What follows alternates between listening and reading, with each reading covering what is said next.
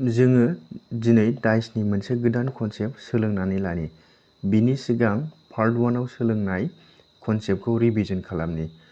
Part 1 नि कनसेप्टआ मामोन? जुदि मोनसे डाइसनि मोननै पजिशनखौ होनाय थायो आरो जुदि मोननै फेसआ कमन थायो, अब्ला नाय नैबे फिगाराव नाय। बेहाय मोनसे डाइसनिनो कुइसनाव लिरनाय दंखायो सेम डाइसनि टु डिफारेन्ट पजिशन होनाय दंखायो। होनबा आङो नैबेखौ हमबाय पजिशन 1 आरो नैबेखौ हमबाय आङो पजिशन 2। होनबा जोंना कनसेप्टआ मामोन? जुदि मोनसे डाइसनि मोननै पजिशनखौ होनाय थायो आरो मोननै फेसआ जुदि कमन जायो, होनबा बेहाय नाय पजिशन नाम्बार 1 आव नाय। पजिशन नाम्बार 1 आव बिथा दङ। पजिशन नाम्बार 2 आव बिथा दंना गैया? पजिशन नाम्बारावबो बिथा दङ।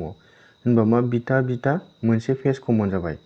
नेक्स्ट पजिशन 1 आव प्लास दङ। पजिशन 2 आवबो प्लास दङ। होनबा आरोबाव मोनसे फेसआ कमन जाबाय। होनबा मोननै फेसआ कमन जाबाय। होनबा मोननै फेसआ कमन जायोबा जों मा खालामोमोन? जाय फेसआ कमन जों बेखौ दाननानै होयोमोन। होनबा बेहाय आङो दाननोसै। होनबा पजिशन 1 आव मा दङ? अ दङ। पजिशन नाम्बार 2 आव मा आद्रा थादों? इनफाइनाइट आद्रा थादों। होनबा बिसोर मोननैया गावजों गाव मा जागोन? अपोजिट जागोन। आं लिरनानै होनोसै। बिसोर मोननैया गावजों गाव अपोजिट जागोन। होनबा कुइसनाव मा सोंदों? अ नि अपोजिटखौ सोंदों। होनबा अ नि अपोजिटआ मा मोनखो जोङो? इनफाइनाइट मोनबाय। होनबा बे इनफाइनाइटआ बेसेबां नाम्बार अपसनाव दङ? अपसन नाम्बार 4 आव दङ। दानिया जोङो सेकेन्ड नाम्बार कनसेप्टखौ सोलोंसै। बेहाय मा होनदों?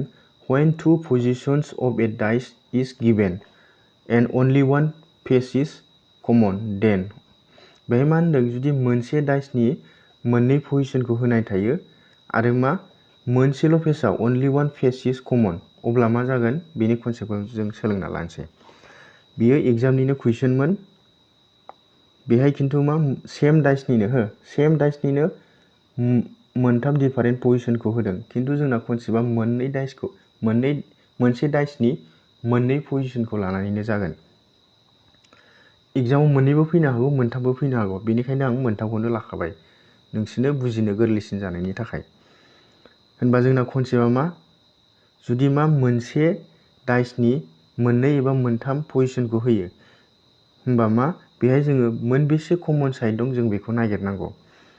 होनबा आङो हमबाय नैबेयो पजिशन नाम्बार 1। नेक्स्टआव बियो पजिशन नाम्बार 2 आरो नैबेयो पजिशन नाम्बार 3। पजिशन नाम्बार 1 आरो पजिशन नाम्बार 2 आव नाय। टपआव नाय। पजिशन नाम्बार 1 आव टपआव मा दङ? 5 दङ। होनबा नेक्स्ट पजिशन नाम्बार 2 आव 5 दंना गैया नागिर। पजिशन नाम्बार 2 आवबो टपआव 5 दङ। होनबा जोङो मोनसे कमन फेस मोनबाय। नेक्स्ट पजिशन नाम्बार 1 आव नाय 3 दङ। पजिशन नाम्बार 2 आव 3 दंना गैया? 3 गैया। नेक्स्ट पजिशन नाम्बार 1 आव नाय 4 दङ। पजिशन नाम्बार 2 आव नाय 4 दंना गैया? 4 गैया। होनबा जोङो बे सावगारिनिफ्राय मिथिबाय बेहाय मोनसेल' कमन दङ। मा कमन दङ? 5 दङ। होनबा जों मा खालामगोन? बे 5 खौ जोङो गोजौ गाहायाव लिरगोन। गोजौआव मोनसे 5 आरो गाहायाव मोनसे 5 लिरगोन। बिनि उनाव जोंना नेक्स्ट स्टेपआ मा जागोन? बे 5नि पजिशन नाम्बार 1 नि 5 नि जोङो क्लकवाइज गिदिंगोन। क्लकवाइज माने घरिया जेरैथिं गिदिङो बेबायदि। होनबा जोङो क्लकवाइज गिदिङोबा जों फार्स्टआव मा मोनगोन? 4 मोनगोन ना। होनबा जोङो 4 खौ लिरग्रोबाय गोजौआव। नेक्स्ट 4 नि उनाव मा मोनदों? 3 मोनदों ना पजिशन नाम्बार 1 आव। होनबा जोङो नेक्स्ट 3 खौ लिरबाय। दानिया पजिशन नाम्बार 2 आव नाय। पजिशन नाम्बार 2 आव 5 निफ्राय क्लकवाइज गिदिङोबा जों मा मोनगोन? घरिया जेरै गिदिङो बेबायदि गिदिंबा मा मोनगोन? फार्स्टआव मा मोनगोन जोङो? 1 मोनदों ना। होनबा जोङो 5 नि उनाव मा लिरखो? 1 लिरबाय। नेक्स्ट 1 नि उनाव जों मा मोनगोन? क्लकवाइज गिदिङोबा 2 मोनगोन ना। होनबा आङो नैबेहाय 2 खौ लिरबाय। क्लियार? दानिया जोंना कनसेप्टआ मा जागोन? जुदि बिदि लिरखांनायनि उनाव बे गोजौ गाहाय सिदा सिदा थानाया गावजों गाव अपोजिट जागोन। बेहाय 2 जों 3 जों गावजों गाव अपोजिट बा उल्था जागोन। नेक्स्ट 4 जों 1 जों दानिया 5 बेहाय गोजौआवबो 5 दं गाहायावबो 5 दं होनबा बे 5 आ कमन जाबायना होनबा मा डाइसआव 6था नाम्बार थायोना खिन्थु बेहाय मा मोनबाल' नाम्बार फैदों 1 2 3 4 5 सिमल' फैदों 6 फैयाखै होनबा बेहाय मा फैगोन 6 होनबा मा जागोन 6 जों 5 जों अपोजिट जागोन आं दा होनायाव नाय 3 आरो 2 आ मा गावजों गाव अपोजिट जाबाय नेक्स्ट 4 आरो 1 आ गावजों गाव अपोजिट जाबाय होनबा मा नाम्बार आद्रा थाखो 6 आरो 5 आद्रा थाबायना होनबा 6 आरो 5 आ गावजों गाव अपोजिट जागोन क्लियार होनबा बे कुइसनाव मा सोंदोंमोन 5 नि अपोजिटखौ सोंदोंमोन होनबा 5 नि अपोजिटआ मा 6 बेनि थाखायनो बेनि एन्सारा मा अप्शन नम्बर 1 6 5 नि अपोजिटआ बे कनसेप्टआ जुदि मा मोननै पोजिशनखौ लानानै जुदि मा मोनसेल' जुदि फेसआ कमन जायोबा अब्ला जों बे कनसेप्टखौ बाहायगोन क्लियार आङो नोंसिनो बे कुइसनखौनो एबार आलदा आलदा पोजिशनखौ लानानै खोन्थाबावनि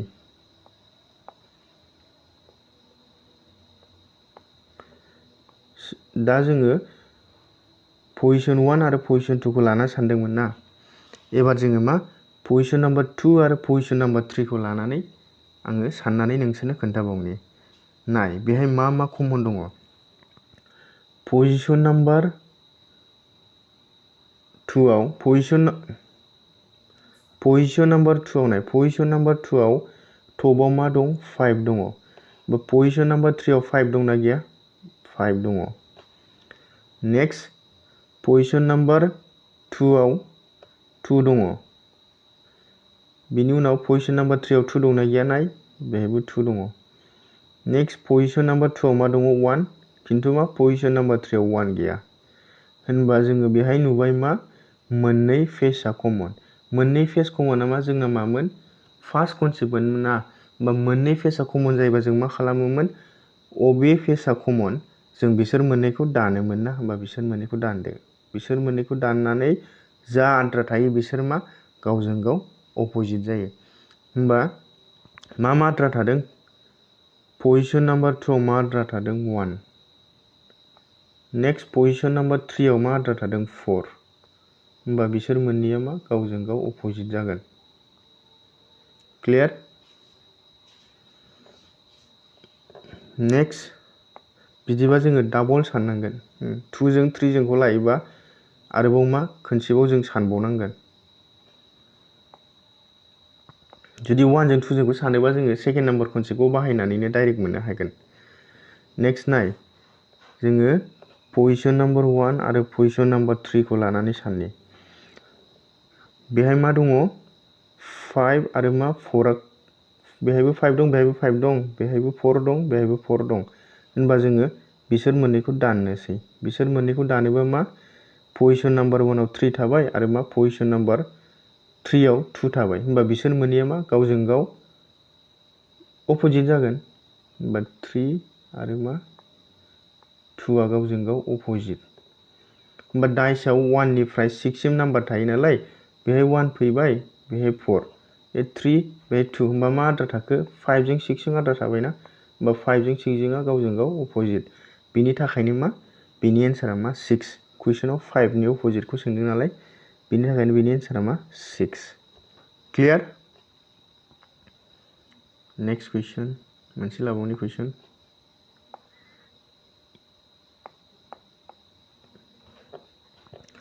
बे कुइसनाव मा होनदों 3 different positions of the same dice are shown find the number on the face opposite the face showing 2 नि अपोजिटखौ दिहुननांगौ बेहायबो मा होनदों कुइसनाव बेहाय सेम डाइसनिनो मोनथाम डिफारेन्ट पोजिशनखौ होदों एग्जामाव मोननैबो फैनो हागौ बा मोनथामबो फैनो हागौ खिन्थु कनसेप्टआ जोङो मोननैखौ लानानैनो बाहायनांगोन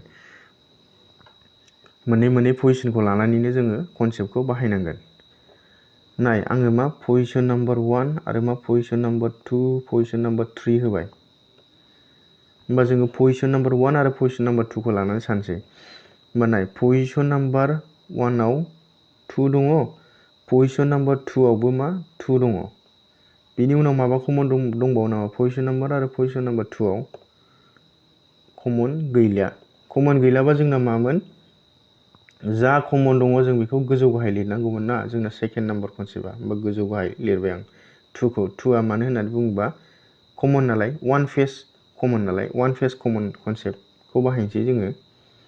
नेक्स्ट होमबा जोंना नेक्स्ट स्टेपआ मामोन? जुदि मोनसेल' कमन थायोबा, मोनसेल' फेस कमन थायोबा जोङो मा जा कमन नाम्बार दङ बिनि क्लकवाइज गिदिंनांगौ ना। होमबा बे 2नि जोङो क्लकवाइज गिदिंबाय। क्लकवाइज गिदिङोबा जों मा मोनग्रोगोन? 4। बेनि उनाव मा दङ? 5। नेक्स्ट पजिशन नाम्बार 2आव फै। पजिशन नाम्बार 2नि जुदि मा क्लकवाइज गिदिङोबा जों मा मोनगोन? फार्स्टआव 6खौ मोनगोन ना, ओंखायनो आं नैबेहाय 6खौ होबाय। नेक्स्ट 6नि उनाव मा मोनगोन? 1 मोनगोन। होनबा बिदिबा मा जाय सिदा सिदा थायो बेयो मा अपोजिट जायोना। होनबा बे 5जों 1जों अपोजिट जागोन। नैबेहाय मा 4जों 6जों अपोजिट। होनबा मोनसे डाइसआव 6था 1निफ्राय 6सिम नाम्बार थायो नालाय, होनबा 1 फैबाय, 5 फैबाय, 4 फैबाय, 6 फैबाय, 2। होनबा मा आद्रा थाखो? 3। होनबा बे आद्रा थानाय 3जों 2जों अपोजिट जागोन। होनबा बे कुइसनाव मा सोंदों? 2नि अपोजिटखौ सोंदों ना। होनबा 2नि अपोजिटआ मा फैगोन? 3 फैगोन। बेनिखायनो एन्सारा अप्सन नाम्बार 4। क्लियार? दिनैनि भिडिअ'आ एसेनोसै। गोजोन्थों। Thank you.